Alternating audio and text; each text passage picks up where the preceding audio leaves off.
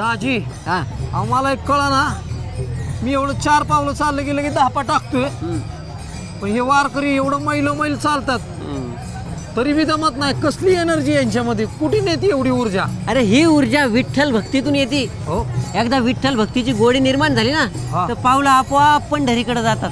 अच्छा असं आहे का? हा. पण त्यांचं उपास तापास असतात तरी बी एवढं कसं काय चालू शकतात? कुठून येते एवढी ऊर्जा? त्याला एक कारण आहे. हो, सोसायटी कडक डस्ट चहा. 2 घोट जर घेतले ना तर अशी कडक ऊर्जा संचारते.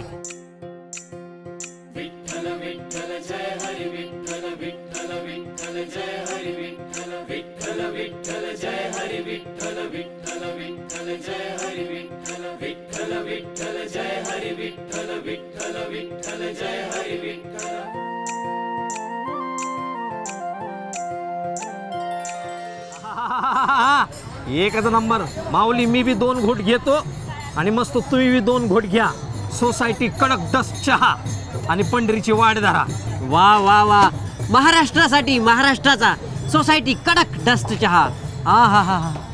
माऊली, आजच्या या भागामध्ये इथेच थांबायची वेळ झाली आहे. उद्या आपण पुन्हा भेटूया. तोपर्यंत पाहत राहा मन मंदिरा गजर भक्तीचा, को पावर्ड बाय पितांबरी देवभक्ती विठ्ठल उपासना अगरबत्ती आणि Biozyme by Biostat. Jewellery partner PNG and sons. Refreshment partner society कडक डस्ट चहा.